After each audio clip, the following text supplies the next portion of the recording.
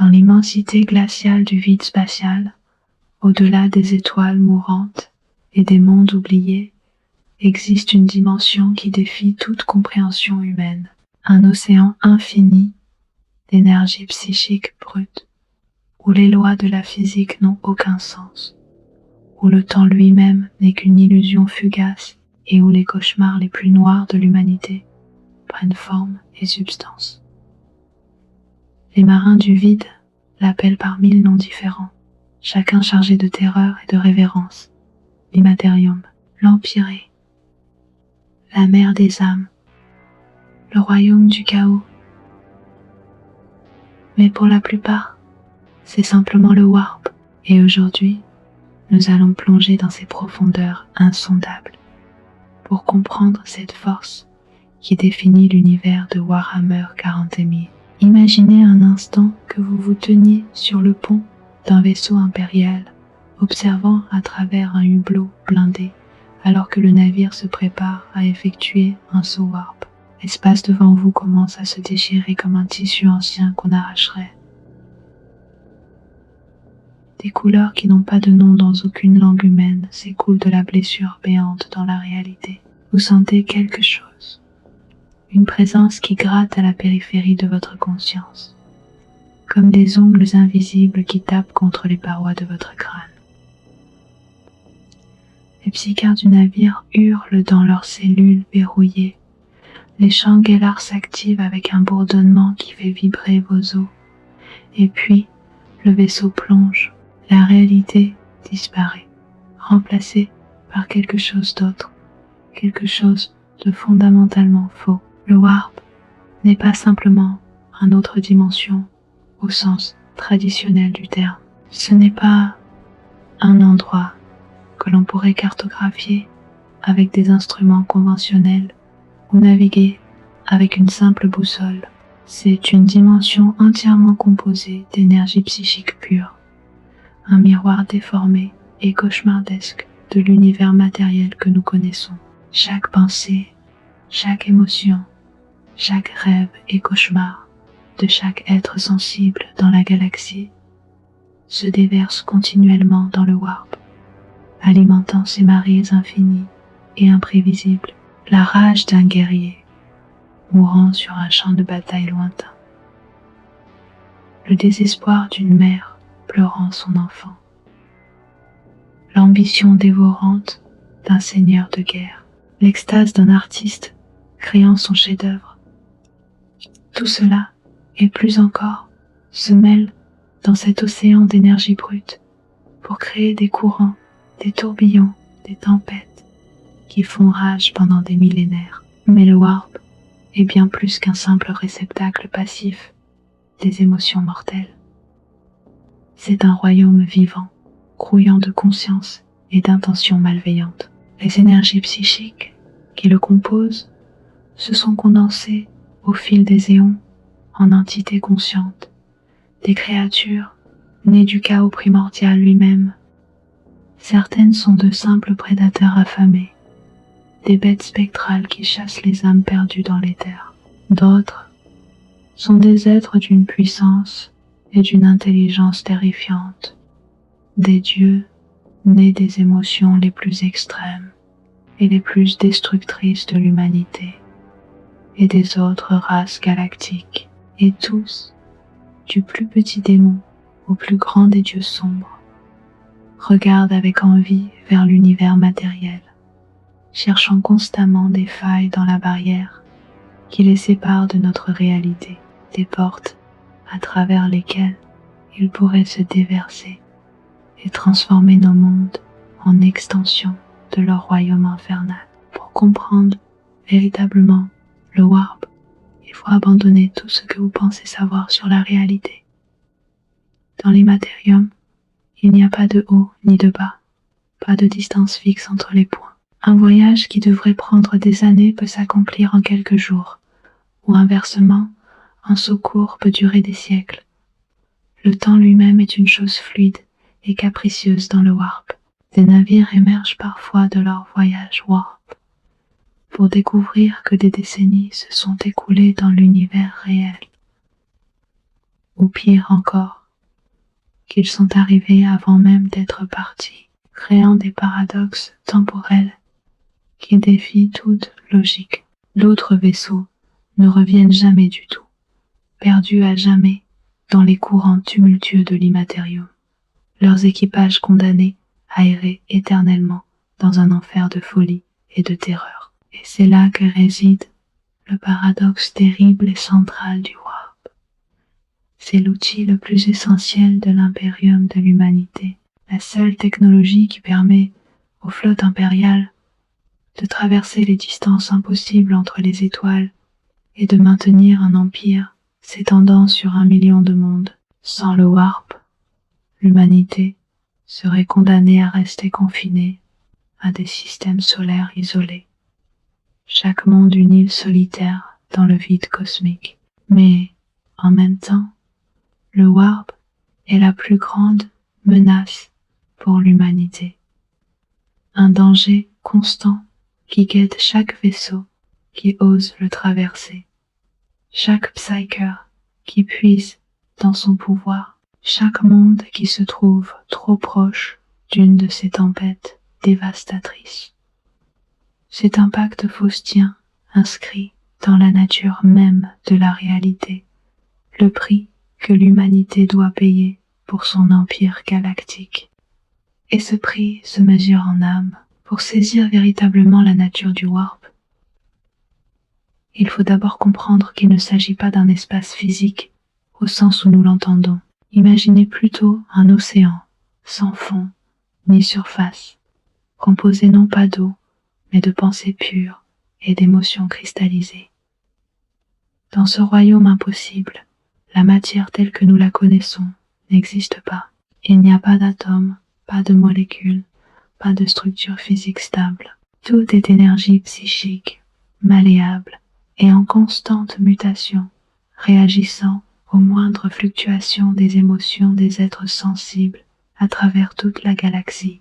Les rares témoignages de ceux qui ont survécu à une exposition directe au warp, généralement des navigateurs entraînés ou des psykers sanctionnés, décrivent des visions qui défient toute description cohérente. Certains parlent de nuages tourbillonnants de couleurs impossibles, des teintes qui n'existent pas dans le spectre visible normal et qui semblent brûler directement dans l'esprit plutôt que d'être perçues par les yeux.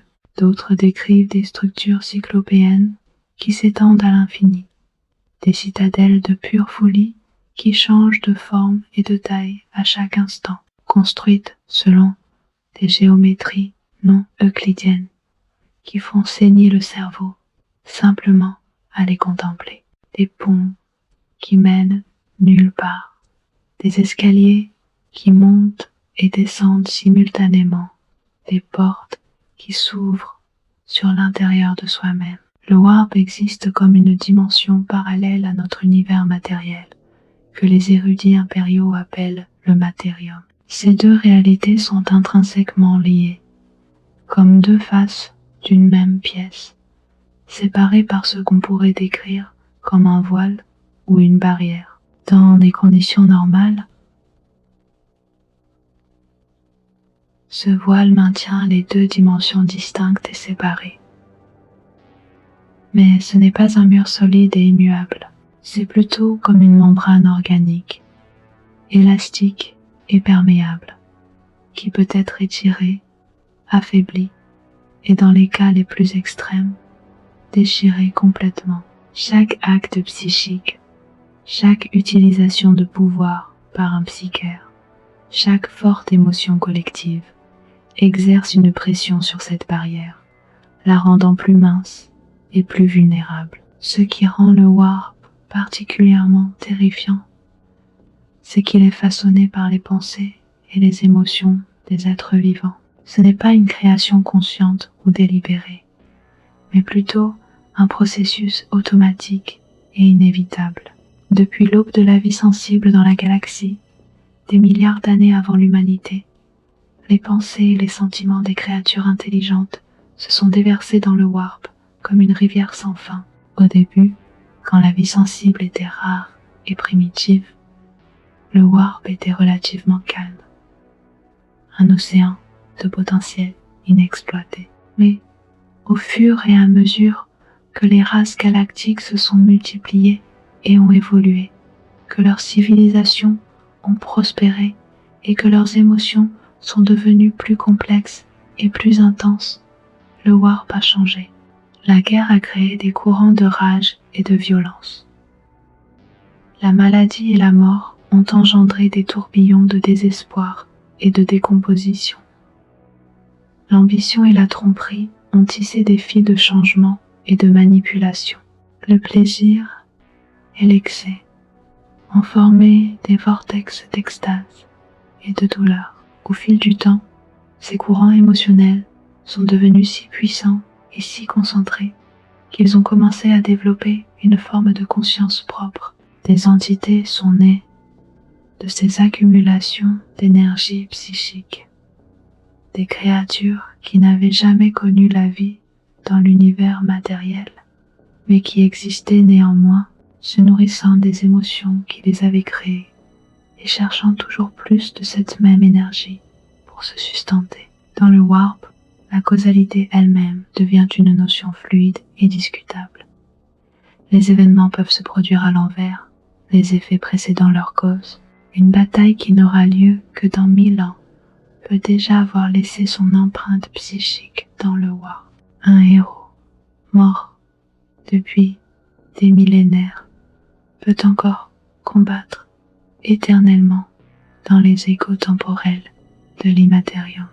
C'est un royaume où le passé, le présent et le futur existent simultanément, entremêlés dans une tapisserie impossible qui défie toute tentative de compréhension linéaire. Pour les mortels habitués au flux constant et unidirectionnel du temps, c'est une des caractéristiques les plus désorientantes et les plus dangereuses du warp. La géographie du warp.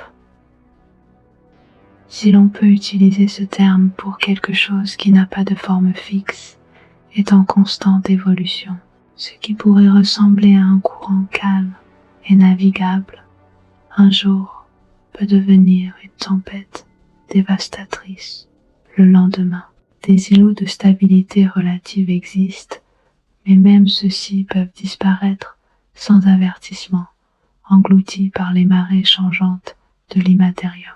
Les navigateurs, ces mutants humains dotés d'un troisième œil psychique, passent leur vie à apprendre à lire ces courants, à anticiper les changements, à trouver des chemins sûrs à travers le chaos. Mais même pour les plus expérimentés d'entre eux, le warp reste imprévisible et mortel. Il existe aussi dans le warp des régions d'une stabilité troublante, des domaines qui ont été façonnés et maintenus par des volontés puissantes. Ce sont les royaumes des dieux du chaos, de vastes étendues de l'immatérium qui ont été transformés pour refléter la nature de leur maître divin. Ces royaumes sont à la fois partie intégrante du Dieu qui les gouverne et extension de sa personnalité. Ils ne sont pas des endroits au sens traditionnel, mais plutôt des manifestations physiques d'idées et d'émotions, des concepts rendus tangibles par la pure force de la volonté psychique. Et au-delà de ces domaines divins, s'étendent les étendues informes, des régions du warp que même les dieux du chaos ne contrôlent pas entièrement, des océans de chaos pur, où règnent des entités mineures et où des horreurs innommables chassent les âmes perdues. La relation symbiotique entre le warp et l'univers matériel crée un cycle perpétuel de cause à effet. Les émotions des mortels alimentent le warp, le rendant plus puissant et plus tumultueux. Un warp plus puissant facilite la manifestation de démons et d'entités warp dans l'univers réel, qui à leur tour causent plus de souffrance, de peur et de violence. Cette souffrance alimente encore plus le warp, créant une spirale ascendante de corruption et de chaos. C'est un cercle vicieux qui, selon certains érudits impériaux, pourrait éventuellement consumer toute la galaxie si rien n'est fait pour l'arrêter. Mais comment arrêter quelque chose qui est intimement lié à l'existence même de la conscience. Au cœur du warp, dans les profondeurs les plus sombres de l'immatérium, règnent 4 entités d'une puissance presque incompréhensible. Ce sont les dieux du chaos, également connus sous le nom de puissance de la ruine, des êtres nés de l'accumulation de millions d'années d'émotions mortelles concentrées. Chacun incarne un aspect fondamental de l'expérience sensible, amplifié et corrompu jusqu'à devenir monstrueux. Ce ne sont pas des dieux au sens où une divinité bienveillante pourrait être imaginée. Ce sont des forces primordiales de destruction et de chaos, des parasites cosmiques qui se nourrissent de l'âme même de l'univers. Khorne, le dieu du sang, est le premier et le plus puissant des 4. Il est la personnification de la violence, de la rage et du carnage dans leur forme la plus pure et la plus inaltérée. Chaque meurtre, chaque bataille, chaque acte de violence à travers toute la galaxie le nourrit et augmente sa puissance.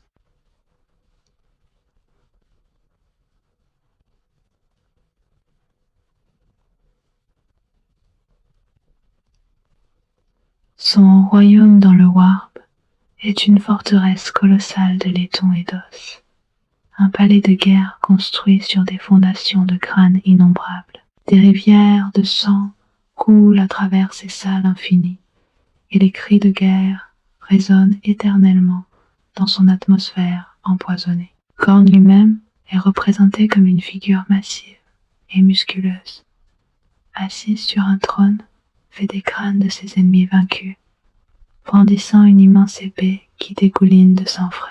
Son cri de guerre résonne à travers le Warp. Le sang pour le dieu du sang, des crânes pour le trône de crânes. Mais Khorne, paradoxalement, n'est pas entièrement mauvais selon les standards des dieux du chaos. Il valorise l'honneur martial et le courage face à l'adversité. Il méprise la tromperie, la magie et la lâcheté. Pour Khorne, seul compte le combat loyal face à face, la force brute contre la force brute. Il ne se souciait pas de savoir d'où vient le sang, seulement qu'il coule. Ses adorateurs peuvent tout aussi bien s'entretuer que combattre les ennemis du chaos, car pour Khorne, tout carnage est une offrande acceptable. Cette philosophie brutale, mais simple, fait de lui le plus direct et d'une certaine manière le plus honnête des dieux sombres. Nurgle, le seigneur des mouches, est le dieu de la maladie, de la décomposition et du désespoir. Né des grandes pandémies qui ont ravagé la galaxie, Nurgle est nourri par chaque toux, chaque fièvre, chaque corps pourrissant dans la boue. Mais contrairement à ce qu'on pourrait attendre, Nurgle n'est pas un dieu de cruauté froide. Au contraire, il est étrangement jovial et paternel envers ses adorateurs. Il voit la maladie et la mort non pas comme des fins en soi, mais comme des parties naturelles et même belles du cycle de la vie. Son royaume est un jardin pestilentiel, où fleurissent des plantes toxiques et où grouillent des essaims d'insectes porteurs de maladies.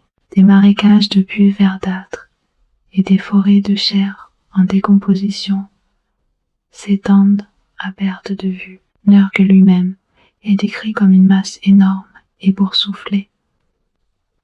Sa peau verte et nécrotique couverte de plaies suppurantes et de bubons éclatés. Ses entrailles pendent hors de son ventre distendu, et de minuscules démons se nourrissent de sa chair en perpétuelle décomposition et régénération. Pourtant, il rit constamment, dispensant ses bénédictions à ses fidèles avec une affection presque paternelle. Ses adorateurs perdent leur capacité à ressentir la douleur et la peur, devenant des vecteurs ambulants de contagion qui propagent joyeusement les dons de leur dieu à travers la galaxie, dans la philosophie tordue de Nurgle. La mort n'est jamais une fin, car même le cadavre en décomposition grouille de nouvelles vies sous forme de bactéries et de parasites. Tzeentch, l'architecte du destin, est le dieu du changement, de l'ambition, de la magie et de la manipulation. Il est né des espoirs et des aspirations de l'humanité, mais aussi de sa tromperie et de sa soif de pouvoir. Tzeentch est le plus énigmatique et le plus incompréhensible des dieux du chaos. Son royaume dans le Warp est un labyrinthe impossible de cristal changeant et de géométrie impossible, où les lois de la physique sont des suggestions plutôt que des règles. Des bibliothèques infinies contiennent tous les sorts jamais imaginés, et des tours de flammes multicolores s'élèvent vers un ciel qui n'existe pas. Tzeentch apparaît sous d'innombrables formes, chacune plus étrange que la précédente. Parfois, c'est un oiseau de feu aux ailes scintillantes. Parfois, un humanoïde aux multiples visages qui regardent dans toutes les directions en même temps. Son apparence change constamment, reflétant sa nature de dieu du changement perpétuel. Contrairement à Khorne qui valorise la force brute, Tzeentch privilégie l'intellect et la ruse. Il tisse des complots dans des complots, manipulant des événements à travers des millénaires pour des objectifs que même ses plus fidèles serviteurs ne peuvent comprendre. Pour Tzeentch, le complot lui-même est le but, pas le résultat. Le changement pour le changement, l'intrigue pour l'intrigue. Voilà ce qui le nourrit. Et puis, il y a Slaanesh, le prince des plaisirs, le plus jeune des quatre, mais non le moins dangereux. Slaanesh est né dans un cataclysme relativement récent, il y a environ 11 000 ans, de la débauche et de l'excès extrême de l'ancienne civilisation à Eldari. Cette naissance fut si violente qu'elle déchira la réalité elle-même, créant l'œil de la terreur. Slaanesh incarne le plaisir, l'excès et la perfection obsessionnelle dans toutes leurs formes. Tout ce qui peut être ressenti, expérimenté ou désiré tombe sous le domaine de Slaanesh. Mais ce n'est pas simplement le plaisir ordinaire qui nourrit ce dieu, c'est l'excès qui le fait. Chaque sensation doit être poussée à ses limites extrêmes et au-delà. Le royaume de Slaanesh est le plus séduisant et le plus trompeur de tous les domaines du chaos. C'est un palais de délices interdits, où chaque désir peut être satisfait, où chaque fantasme devient réalité. Des jardins de plaisir s'étendent à l'infini, remplis de choses si belles et si terribles que les regarder peut briser un esprit mortel. Slaanesh lui-même est hermaphrodite, possédant à la fois des traits masculins et féminins, d'une beauté à la fois captivante et répugnante. Son allure est irrésistible, mais ceux qui succombent à sa séduction découvrent trop tard que le prix est leur âme éternelle, condamnée à servir d'esclave de plaisir pour toute l'éternité. Ces quatre dieux du chaos ne sont pas alliés, loin de là.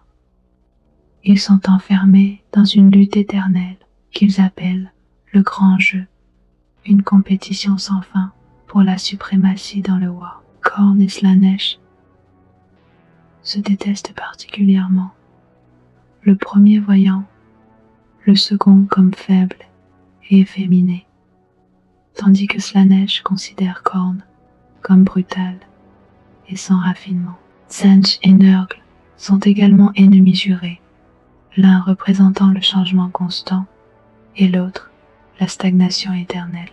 Pourtant, occasionnellement, ces dieux peuvent mettre de côté leurs différends pour poursuivre un objectif commun, comme la destruction totale de l'impérium de l'humanité. Ces moments d'unité sont rares, mais d'une puissance dévastatrice quand ils se produisent. Mais les dieux du chaos ne sont pas seuls dans le warp.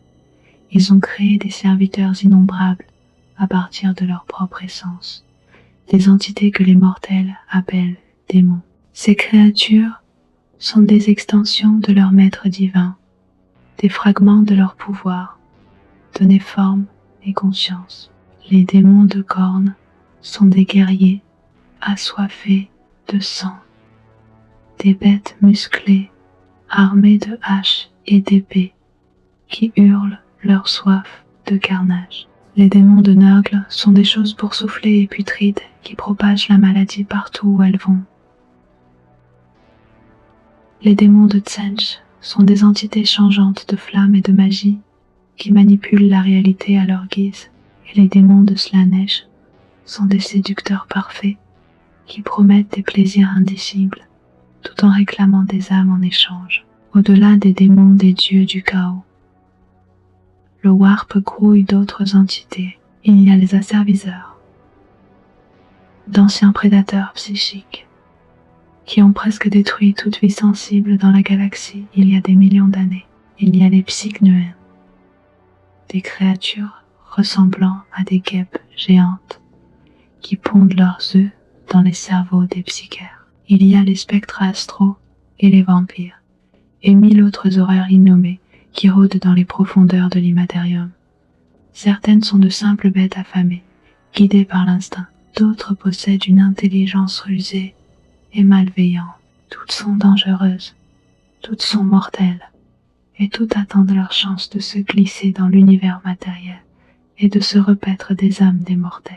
Dans l'immensité glaciale du 41e millénaire, l'impérium de l'humanité s'étend sur 1 million de mondes, dispersés à travers toute la galaxie. Des systèmes solaires séparés par des dizaines, des centaines, voire des milliers d'années-lumière doivent être liés ensemble pour former un empire cohérent. Dans des conditions normales, voyager entre les étoiles en utilisant uniquement la propulsion subluminique prendrait des générations, voire des millénaires. C'est là qu'intervient le warp, offrant une solution terrifiante, mais nécessaire au problème du voyage interstellaire. Grâce au warp, un vaisseau peut traverser en quelques jours ou semaines des distances qui prendraient normalement des siècles. Mais ce miracle de la technologie vient avec un prix horrifiant. Le processus commence avec le propulseur warp, une technologie ancienne datant de l'âge sombre de la technologie, il y a plus de 15 000 ans. Ce dispositif complexe crée littéralement une déchirure dans le tissu de la réalité, ouvrant un portail entre l'univers matériel et l'immatérium. Le vaisseau spatial entre dans cette déchirure, quittant notre dimension pour plonger dans le warp. Une fois à l'intérieur, le navire utilise ses propulseurs conventionnels pour naviguer dans les courants psychiques de l'immatérium, comme un bateau surfant sur les vagues d'un océan tumultueux. Le vaisseau est emporté par les marées du warp, se déplaçant à ce qui semble être une vitesse bien supérieure à celle de la lumière par rapport à l'univers réel. Mais voyager à travers le warp sans protection serait un suicide instantané et horrible. Le champ Gellar est absolument essentiel pour toute forme de voyage warp. Cette technologie, dont les principes exacts restent mal compris, même par les technoprêtres de l'Adeptus Mechanicus, génère une bulle de réalité normale autour du vaisseau.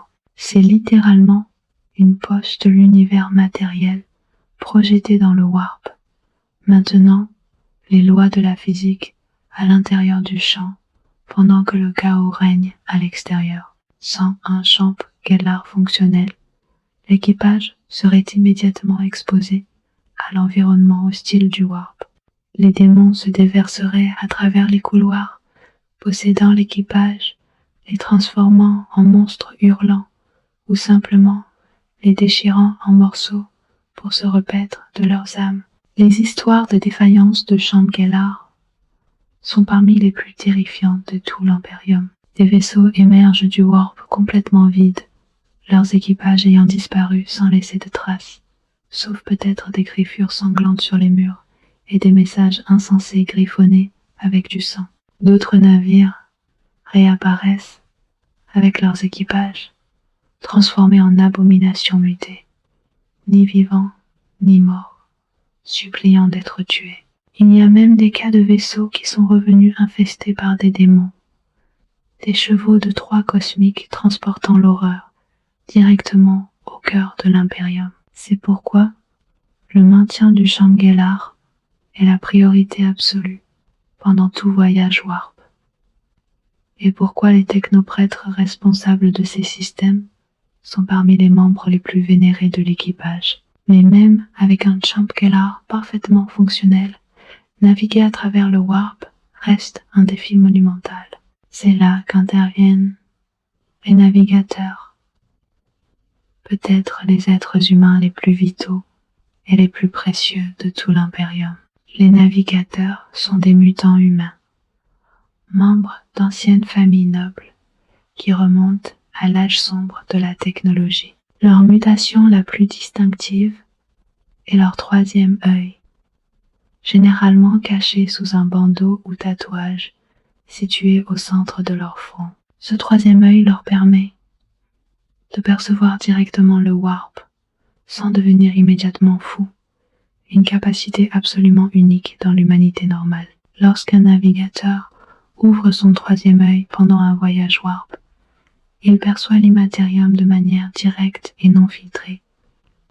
Différents navigateurs décrivent cette expérience de différentes manières. Certains voient le warp comme un océan de couleurs tourbillonnantes, avec des courants et des contre-courants qu'ils peuvent lire, comme un marin expérimenté lit les vagues. D'autres le perçoivent comme une jungle vivante de formes changeantes, ou comme un labyrinthe infini de passages et de corridors. Quelle que soit leur perception individuelle, tous les navigateurs peuvent détecter les dangers, les tempêtes warp, les courants dangereux, et le plus important, l'Astronomicon. L'Astronomicon est peut-être la réalisation technologique et psychique la plus importante de tout l'Imperium. C'est un phare psychique massif, projeté depuis Terra elle-même, alimenté par la volonté psychique de l'Empereur Dieu et maintenu par le sacrifice quotidien de 1000 psychères. Cette lumière perce le warp, visible pour les navigateurs à travers des dizaines de milliers d'années-lumière. C'est le point de référence fixe dans un royaume qui n'a pas de point fixe, la boussole qui permet aux navigateurs de maintenir un cap à travers le chaos. Sans l'Astronomicon, les longs voyages warp seraient impossibles et l'Imperium se désintégrerait en milliers de systèmes isolés et incapables de communiquer entre eux. Mais même avec un navigateur talentueux et l'Astronomicon pour les guider, le voyage warp reste dangereusement imprévisible. Les tempêtes warp peuvent surgir sans avertissement, des tourbillons d'énergie psychique si violents qu'ils peuvent déchiqueter un vaisseau spatial en morceaux ou le projeter à des milliers d'années-lumière de sa destination prévue.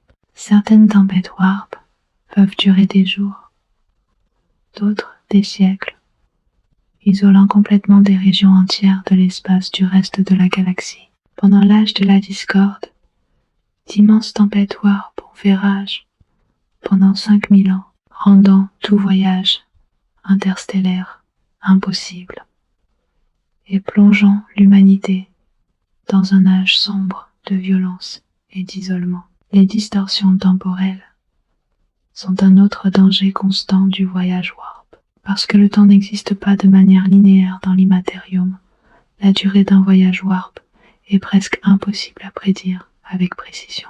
Un saut qui devrait durer 2 semaines, selon les calculs, pourrait ne prendre que quelques heures, ou à l'inverse, s'étirer sur des mois, voire des années. Dans les cas les plus extrêmes, des vaisseaux ont émergé du warp des siècles après leur départ, leur équipage n'ayant vieilli que de quelques jours, mais découvrant que tout ce qu'ils connaissaient a disparu depuis longtemps. Plus rare encore, mais infiniment plus troublant, certains vaisseaux arrivent avant même d'être partis, créant des paradoxes temporels qui donnent des migraines aux philosophes impériaux. Le simple fait de voyager à travers le warp, même avec toutes les protections en place, a un effet psychologique profond sur l'équipage. Ce qu'on appelle le choc warp est une condition quasi universelle affectant tous ceux qui traversent l'immatérium. Les symptômes incluent des cauchemars vivides et récurrents, des hallucinations auditives, une sensation persistante d'être observé par quelque chose de malveillant, et dans les cas graves, une paranoïa débilitante. Certains membres d'équipage développent des phobies irrationnelles ou des comportements obsessionnels compulsifs. Les psychiatres à bord souffrent particulièrement, car ils sont plus sensibles aux énergies du warp et doivent constamment lutter contre les murmures et les tentations qui assaillent leur esprit. Pour cette raison, les voyages warp sont généralement effectués en une série de sauts courts plutôt qu'en un seul long voyage. Un saut typique couvre entre 4 et 5 années-lumière et dure quelques jours à quelques semaines dans le temps subjectif du vaisseau. Entre les sauts, le navire émerge dans l'espace normal, permettant à l'équipage de se reposer, de vérifier sa position, d'effectuer les réparations nécessaires et surtout de donner à tout le monde un répit du stress psychologique du warp. Les longs sauts couvrant des centaines ou des milliers d'années-lumière ne sont tentés que par les navigateurs les plus expérimentés et seulement en cas d'urgence absolue, car les risques augmentent exponentiellement avec la distance. Dans l'univers de Warhammer 40 000, certains individus naissent avec un don qui est à la fois une bénédiction extraordinaire et une malédiction terrifiante. Ce sont les psychiatres, des êtres humains dont l'esprit est naturellement connecté au warp d'une manière que l'humanité normale ne pourrait jamais imaginer. Cette connexion leur permet de puiser dans l'énergie brute de l'immatérium et de la canaliser pour accomplir ce que d'autres appelleraient des miracles ou de la magie. Un psychiatre peut lire les pensées des autres, voir le futur, déplacer des objets par la seule force de sa volonté, ou même déchaîner des flammes psychiques capables de consumer une armée entière. Mais ce pouvoir vient avec un prix terrible. L'énergie psychique que les psychiatres manipulent provient directement du warp, cette dimension de chaos et de corruption que nous avons déjà explorée. Chaque fois qu'un psychiatre utilise ses pouvoirs, il ouvre essentiellement un conduit entre son esprit et l'immatérium. C'est comme ouvrir une porte sur l'enfer lui-même, ne serait-ce qu'un instant. Et les créatures du warp, toujours affamées d'âmes mortelles, sont attirées par cette ouverture comme des requins vers le sang. Pour un psychiatre non entraîné ou faible de volonté, utiliser même le plus petit pouvoir psychique peut résulter en une possession démoniaque, transformant instantanément le psychiatre en un portail vivant par lequel des hordes de démons peuvent se déverser dans le monde réel. L'Imperium a développé un système complexe pour gérer la menace que représentent les psychiatres non contrôlés. Sur chaque monde impérial, Les autorités locales sont chargées d'identifier et de capturer tous les individus manifestant des capacités psychiques. Ces malheureux sont ensuite chargés à bord des sinistres vaisseaux noirs de l'Inquisition, d'immenses navires prisons qui sillonnent la galaxie en collectant leur cargaison humaine. Ces vaisseaux transportent les psychères capturés vers Terra elle-même, où leur sort sera décidé. Le voyage à bord d'un vaisseau noir est une expérience traumatisante, enfermés dans des cellules de suppression psychique, privés de stimulation sensorielle. Beaucoup deviennent fous bien avant d'atteindre leur destination. Sur Terra, les psychères sont soumis à un examen rigoureux par les agents de l'Adeptus Astra Telepathica.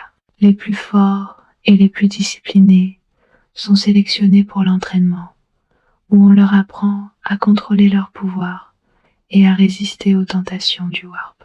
Ces individus deviendront des psychères sanctionnés, des serviteurs loyaux de l'Imperium qui utilisent leurs dons pour le bien de l'humanité. Les psychères sanctionnés peuvent devenir des astropathes, des télépathes à longue distance, capables d'envoyer des messages à travers les vastes étendues de l'espace. Ils peuvent servir dans l'Astra Militarum comme arme vivante ou dans l'Inquisition comme détecteurs de corruption. Les plus puissants peuvent même être recrutés par les Adeptus Astartes pour devenir des librarians, des guerriers psychères d'élite. Mais pour chaque psychère qui réussit l'entraînement, des dizaines échouent. Ceux qui sont trop faibles d'esprit ou de volonté, ceux dont les pouvoirs sont trop instables, ceux qui montrent le moindre signe de corruption du chaos, tous partagent le même sort terrible. Ils sont amenés dans les profondeurs du palais impérial sur Terra, dans une chambre connue sous le nom de Trône d'Or. Là, ils sont connectés à d'immenses machines qui drainent leur essence psychique pour alimenter l'Astronomicon, ce phare dans le warp qui guide tous les voyages interstellaires. Chaque jour, environ 1000 psychers sont consumés de cette manière. Leurs âmes brûlées comme du combustible pour maintenir la lumière de l'empereur brillant. C'est un sacrifice horrible mais nécessaire, car sans l'Astronomicon, l'Imperium s'effondrerait en quelques semaines. L'utilisation de pouvoirs psychiques est toujours dangereuse, même pour les psychères les plus entraînés et les plus disciplinés. Le phénomène connu sous le nom de péril du warp est une menace constante. Chaque fois qu'un psychère puise dans le warp, il y a une chance que quelque chose se passe terriblement mal. La manifestation la plus bénigne pourrait être une légère distorsion de la réalité, des lumières vacillantes ou des ombres qui bougent étrangement. Mais les cas graves peuvent inclure des explosions d'énergie psychique incontrôlées, la possession démoniaque instantanée, ou pire encore, la création d'une déchirure dans la réalité qui permet à une horde de démons de se manifester directement dans le monde matériel. Un seul psychère perdant le contrôle peut condamner une planète entière. C'est pourquoi l'Imperium maintient une vigilance constante contre les psychères renégats et non sanctionnés. L'Inquisition, en particulier l'Ordo Hereticus, traque sans relâche ceux qui échappent au système de collecte ou qui utilisent leur pouvoir en dehors du contrôle impérial. Ces individus, appelés sorciers ou sorcières, sont exécutés sur le champ, souvent après interrogatoire et torture, pour s'assurer qu'ils n'ont pas été corrompus par le chaos. C'est brutal, c'est impitoyable, mais dans un univers où un seul individu non contrôlé peut ouvrir un portail vers l'enfer lui-même, l'Imperium considère ces mesures comme absolument nécessaires pour la survie de l'humanité. Les races xéno ont leurs propres approches des pouvoirs psychiques. Les Aeldari, anciens maîtres de la galaxie, sont tous naturellement psychiques à un certain degré. Leurs prophètes et sorciers manient des pouvoirs qui feraient honte à la plupart des psychiatres humains. Mais même eux ne sont pas à l'abri du danger, car leur race entière est maudite par leur propre création, le dieu du chaos Slanesh, qui attend avec impatience de dévorer leurs âmes. Les orques possèdent également des psychiatres qu'ils appellent Bizarre Boys, des orques dont les têtes ont gonflé à cause de l'énergie psychique qui y bouillonne. Et les tyrannides utilisent l'esprit rouge, une conscience psychique collective d'une puissance terrifiante qui peut obscurcir même l'astronomicane. Seuls les taux et les nécrons semblent largement immunisés au danger du warp. Les premiers, à cause de leur présence psychique presque inexistante.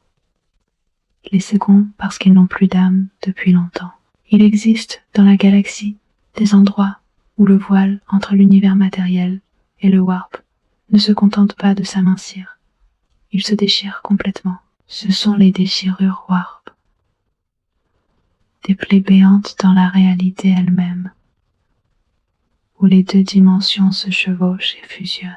La plus ancienne et la plus infâme de ces cicatrices est l'œil de la terreur, une zone massive d'environ 20 000 années-lumière de diamètre située dans le segmentum obscurus, au nord-ouest de Terra. Pour comprendre l'œil de la terreur, nous devons remonter à il y a environ 11 000 ans, à un événement cataclysmique connu sous le nom de la chute des Aeldari.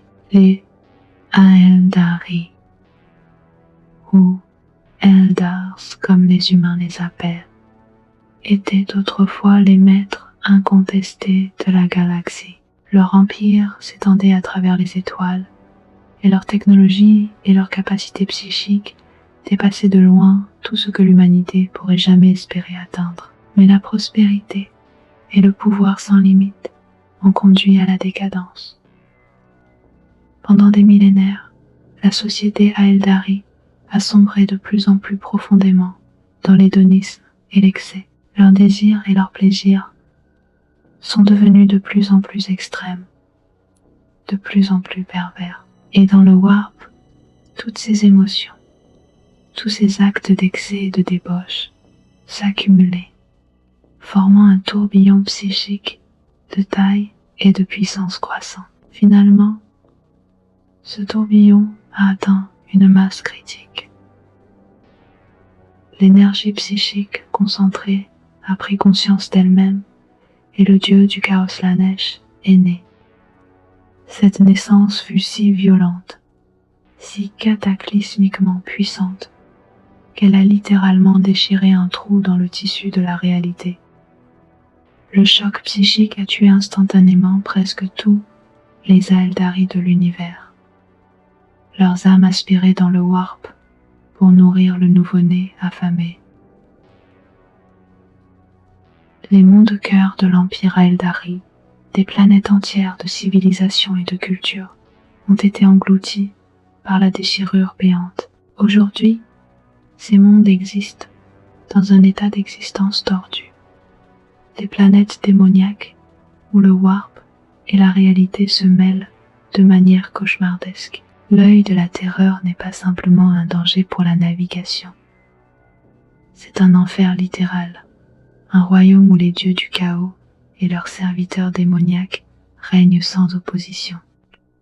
Les légions traîtresses des Space Marines du chaos, qui ont fui vers l'œil après leur défaite à l'hérésie d'Horus il y a 10 000 ans, y ont établi leur forteresse. Des mondes entiers à l'intérieur de l'œil ont été transformés en extension des royaumes des dieux du chaos. Le temps lui-même y fonctionne de manière capricieuse, un jour dans l'œil pouvant équivaloir à des années ou des siècles à l'extérieur, ou vice-versa. C'est pourquoi certains des traîtres qui ont combattu pendant l'hérésie d'Horus sont encore vivants 10 000 ans plus tard, car pour eux, peut-être seulement quelques siècles se sont écoulés. L'Imperium maintient une vigilance constante autour de l'œil de la terreur.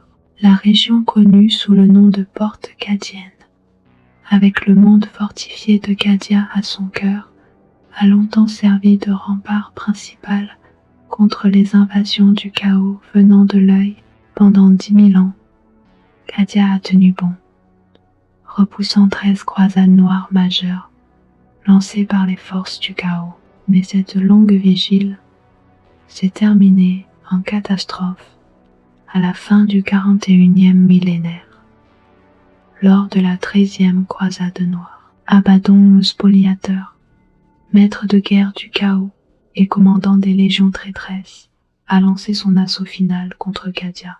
Malgré une résistance héroïque, les défenseurs ont finalement été submergés. Dans un acte de désespoir ultime, Abaddon a précipité une gigantesque forteresse spatiale du chaos, le Blackstone Fortress, directement sur la surface de Cadia. L'impact a brisé la planète, détruisant également les mystérieux pylônes d'écran qui avaient longtemps stabilisé l'œil de la terreur. Avec ces anciennes structures détruites, l'œil a commencé à se développer de manière incontrôlable. Ce qui s'est passé ensuite a changé la galaxie pour toujours. L'œil de la terreur en expansion s'est connecté à d'autres tempêtes warp et anomalies à travers la galaxie, créant une énorme chaîne de déchirures warp qui s'étend d'un bout à l'autre de la Voie lactée. Cette cicatrice cosmique est connue sous le nom de Cicatrix Maledictum ou la Grande Faille. C'est une blessure béante dans la réalité elle-même,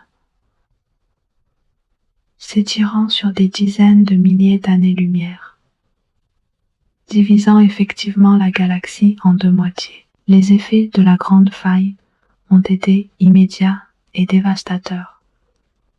Une vague d'énergie warp incontrôlée a balayé la galaxie, un événement que l'Imperium appelle la Noctis Aeterna, l'éternelle nuit. Pendant cette période de ténèbres psychiques, l'Astronomican a vacillé et s'est presque éteint.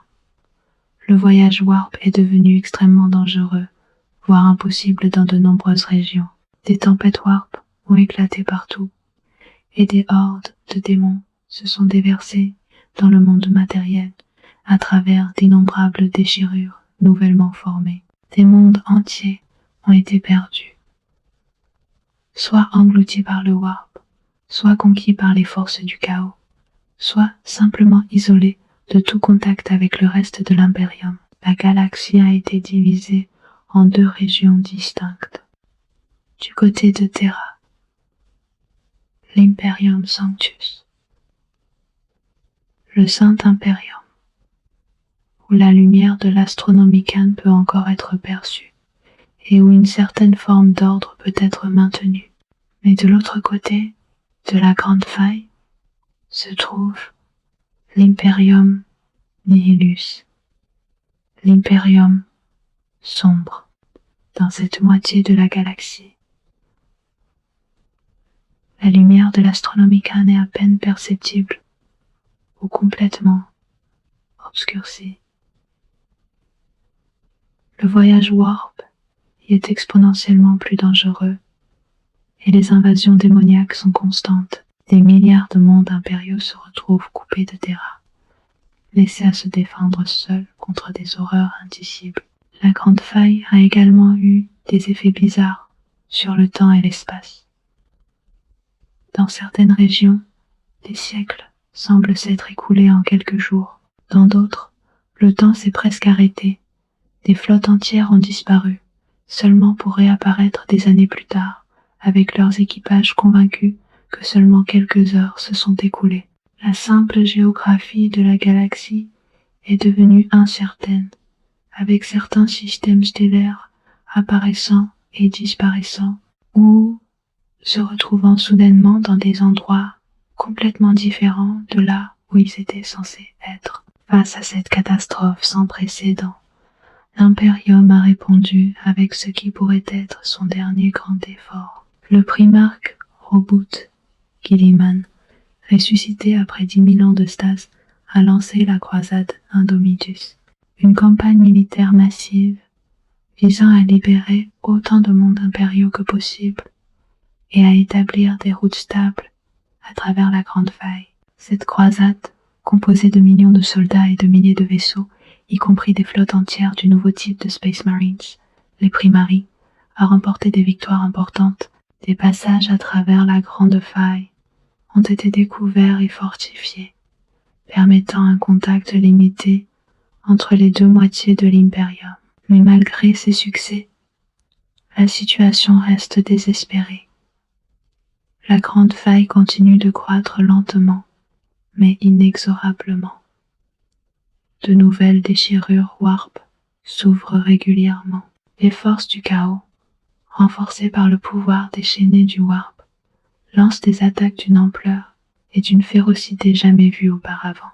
Et au cœur de la Grande Faille elle-même, les 4 dieux du chaos mènent leur grand jeu avec une intensité renouvelée, transformant d'immenses régions de l'espace en champs de bataille pour leurs guerres éternelles. Pour les citoyens ordinaires de l'Imperium, la Grande Faille est devenue une présence constante dans leur vie. Sur les mondes de l'Imperium Sanctus, c'est une cicatrice visible dans le ciel nocturne, une blessure rouge et béante qui semble pulser avec une malveillance vivante. Sur les mondes de l'Imperium Nihilus, c'est bien pire. Un portail littéral vers l'enfer qui peut à tout moment déverser des légions de démons sur des populations sans défense. La Grande Faille est devenue le symbole de l'âge actuel. Une ère de ténèbres et de désespoir sans précédent, même dans l'histoire sanglante de l'Imperia. Nous voici donc à la fin de notre exploration de l'Immaterium. Cet océan d'âme qui sous-tend et menace simultanément toute vie dans la galaxie. Le warp est sans doute l'élément le plus fondamental et le plus terrifiant de l'univers de Warhammer 40 Miles. C'est à la fois l'outil qui rend possible l'existence de l'Imperium galactique et la menace ultime qui pourrait détruire toute vie sensible. C'est un paradoxe vivant, une nécessité mortelle, un pacte avec des forces qui ne cherchent rien de moins que la damnation éternelle de toutes les âmes. À travers le warp, nous voyons refléter la nature même de l'humanité dans le 41e millénaire. Nous sommes une espèce suspendue au bord d'un abîme, utilisant les outils mêmes de notre possible destruction pour maintenir un empire qui s'effrite. Chaque voyage warp est un pari contre l'annihilation. Chaque psycheur est une arme à double tranchant qui pourrait aussi facilement nous sauver que nous condamner. Et au-dessus de tout plane la menace des dieux, du chaos et de la Grande Faille. Un rappel constant que notre civilisation ne tient qu'à un fil. Mais dans cette horreur réside aussi une étrange forme d'héroïsme. Les navigateurs qui guident les vaisseaux à travers l'enfer du warp, risquant leur santé mentale à chaque voyage. Les psychères qui se sacrifient quotidiennement pour alimenter l'Astronomican. Les soldats qui défendent la porte cadienne et d'innombrables autres points de résistance contre les invasions du chaos. Tous comprennent la nature du danger auquel ils font face. Et tous choisissent de tenir bon malgré tout, dans l'obscurité grimdark du 41e millénaire. C'est peut-être le seul espoir qui reste. La détermination inébranlable de l'humanité à survivre, quels que soient les coûts. Si vous avez apprécié cette plongée dans les profondeurs du warp, n'oubliez pas de liker cette vidéo et de vous abonner à l'Oracle de Terra pour plus d'exploration du lore de Warhammer. La galaxie est vaste et remplie d'histoires à raconter, de batailles épiques aux tragédies personnelles, des héros légendaires aux traîtres maudits. Et nous sommes là pour vous les raconter toutes, avec la même passion et le même détail que vous venez de voir. Ensemble, explorons les ténèbres du 41e millénaire. Que l'Empereur vous protège.